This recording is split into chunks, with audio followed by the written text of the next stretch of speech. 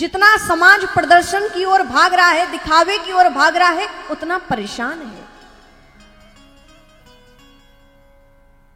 दिखावे से बचें, दिखावे के जीवन से बचें, क्योंकि भगवान को निर्मल मन जन सो मोहि पावा, मोहि कपट छल छिद्र न भावा। भगवान को दिखावा, छल, कपट प्रिय नहीं है। अच्छा, दिखावे में होगा क्या? आप जैसा दिखा रहे हो कितनी देर रह सकते हैं, क्योंकि वो तो दिखावा है, ओरिजिनल नहीं है। थोड़ी देर, जब तक व्यक्ति है तब तक, जिसके समक्ष भी दिखावा है, समाज के, घर में, परिवार में, व्यक्ति विशेष के, थोड़ी सी देर। बाद में जब आपका वैसा स्वभाव नहीं है और बाद में उसको वैसा स्वभाव पता चलेगा तो अपना होगा तो उसे कष्ट होगा, और कोई दूसरा होगा उसके समक्ष दिखावा करने होंगे तो कहेंगे देखो कैसा डबल स्टैंडर्ड बिहेवियर है इसका, कैसा दोहरापन इसका व्यवहार है, कैसा है ये, तब भी आपकी निंदा है। दोहरा व्यवहार, दिखावे का व्यवहार। अच्छा देखिए, दिखावे के चक्कर में कितनी परेशानियां हैं। आप किसी को हजारों का गिफ्ट दे रहे हैं और आपकी सामर्थ्य नहीं है, तो आप कहीं उधार ले लिए, दिखावा करना है ना, प्रदर्शन, दिखना चाहिए कि हम ये दे रहे हैं, शान है उसमें। थोड़ी समय की प्रशंसा, सामने वाले से क्या सुनना है? अरे भाई क्या गजब की गिफ्ट दिए हैं, कितना सुंदर व्यवस्था की है, अरे उनके घर गए थे, देखो कितना बढ़िया उपहार दिया है, कितना भव्य हमारा स्वागत किया, देखो कितनी सुंदर साड़ी, आभूषण, गिफ्ट, क्या क्या दिया है। नाम मात्र की 2-3-4 प्रशंसा के लिए, जो हमारी सामर्थ्य नहीं है, हमने उधार ले लिया, किसी से लोन ले लिया, हमने कुछ कर लिया, कहीं से पैसों का इंतजाम किया और अपने प्रदर्शन के कारण हमने उसको लाके वो उपहार दे दिए। अब वो तो उपहार लेके चला गया, 2-4 चलो सही की प्रशंसा भी कर गया हो, झूठी ना सही, सही की प्रशंसा ही कर गया हो, 2-4 जगह पड़ोस में बता दे, रिश्तेदारों में बता दे, ठीक है, मिला क्या? थोड़ी देर की 4 बातें। अब उसके बाद भुगतमानी किसको? लोन लिया तो लोन भरो, कर्जा लिया तो कर्जा दो, ब्याज से लिया तो वो दो, कितनी तमाम चीजें फैल जाती हैं।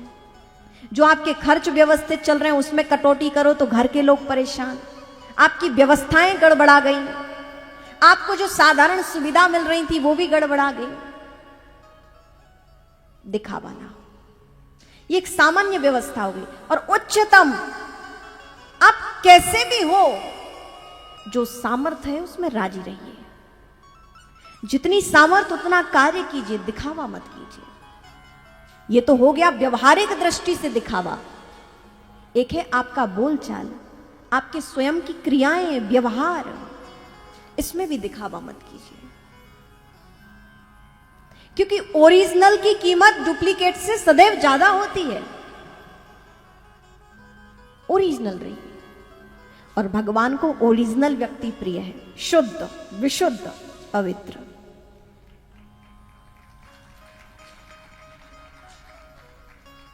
पहला, हम दिखावे से बचें।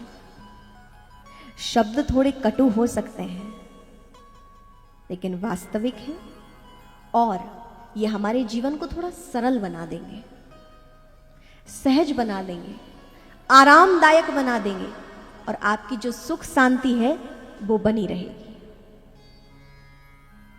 बचें दिखावे से। और दूसरा, दुखाना।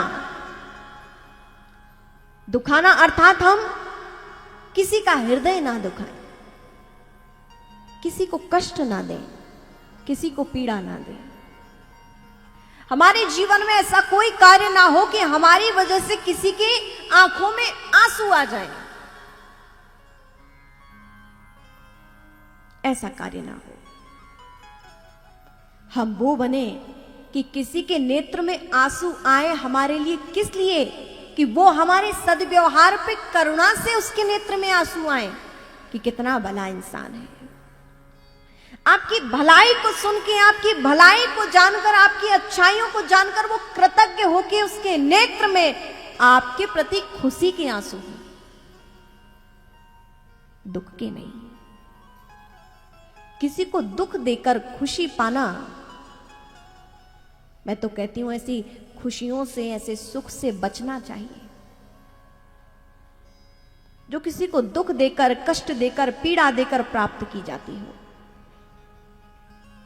क्योंकि किसी को भी आप दुख देकर, कष्ट देकर खुश नहीं हो सकते, खुशियों को प्राप्त नहीं कर सकते, हो ही नहीं सकता।